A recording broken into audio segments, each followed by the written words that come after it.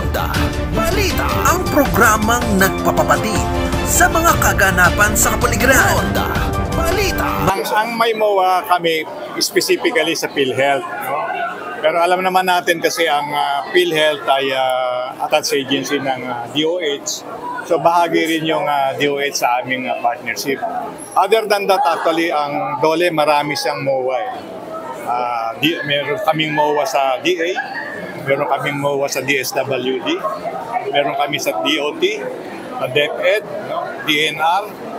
Ang purpose namin ay magsama-sama yung mga resources na pwedeng magamit para merong dating, merong impact. No?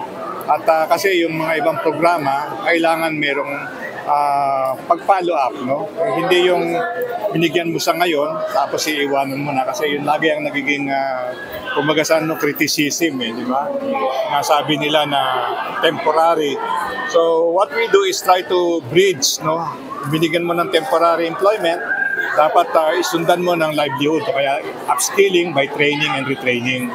So nang sa ganon, may handa mo yung tinutulungan ng DOLE sa kanyang mga programa sa mas pangmatagalan ng trabaho.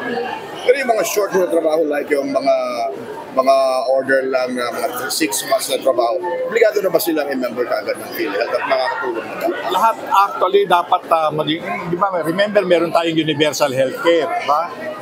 Yung mga empleyado kahit bago pa lamang, dapat naka-enroll yan dahil social protection yan social benefits yan So, dapat bigyan natin sila ng benepisyo, hindi lamang siguro sa PhilHealth, meron din sa Pag-ibig, meron din sa SSS, di ba? Sa pribadong sektor, no?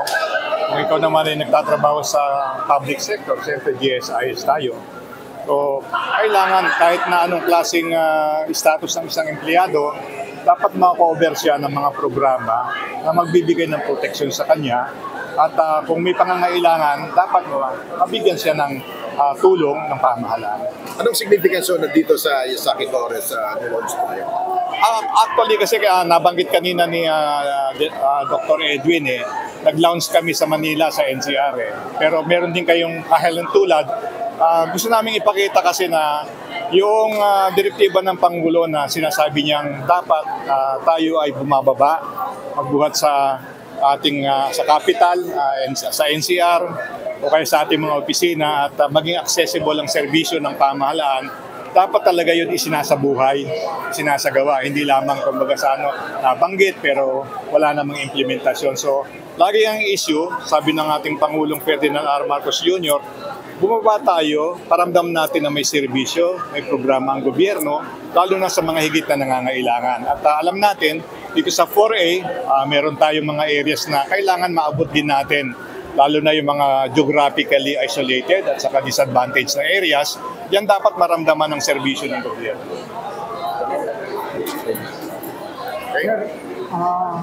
Secretary, hindi po ba pwedeng maging parehas na ang salary ng nasa NCR at nasa provincial?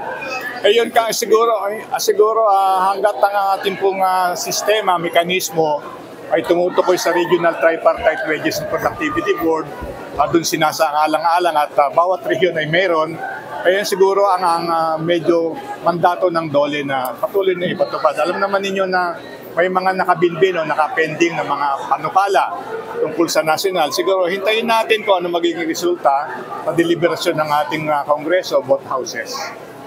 Thank you.